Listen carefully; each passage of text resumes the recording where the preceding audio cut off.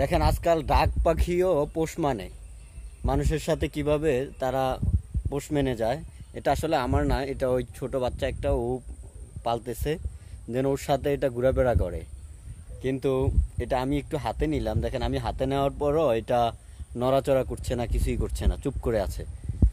কিন্তু এটা এতটাই স্পিডে দৌড়াতে পারে, এগুলো এই পাখিগুলো ডুব দিতে পারে। একবার যদি পানিতে ডুব দেয়, কোথায় থেকে কোথায় চলে যাবে আপনি খুঁজেও পাবেন না। এমনকি তারা বেশিরভাগই এ, নদী বা খাল বিলের যে কচুরি পানাগুলো আছে ওগুলোর মধ্যে থাকে, বা কচুরি বড় বড় কচুরির ভিতরে থাকে।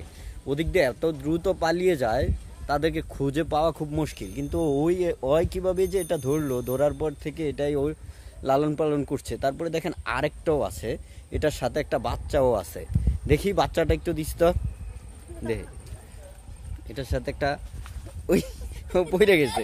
এই যে দেখেন কত সুন্দর একটা বাচ্চাও আছে। এই যে এই বাচ্চাটা মনে হয় ওরই, ওর সাথে ধরে নিয়ে আসছে। দেখছেন কত সুন্দর একটা বাচ্চা। এই বাচ্চাটা যদি বাচ্চা তবে পালিয়ে যায়, বাচ্চা এখনো পোষ মারে না।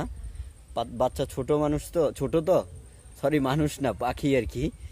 এই বাচ্চা ছোট, এটা অনেক দৌড়ায়, হেভি স্পিডে দৌড়ায়। একবার ছাড়লে ওটা লাগ আর পাওয়া যাবে না।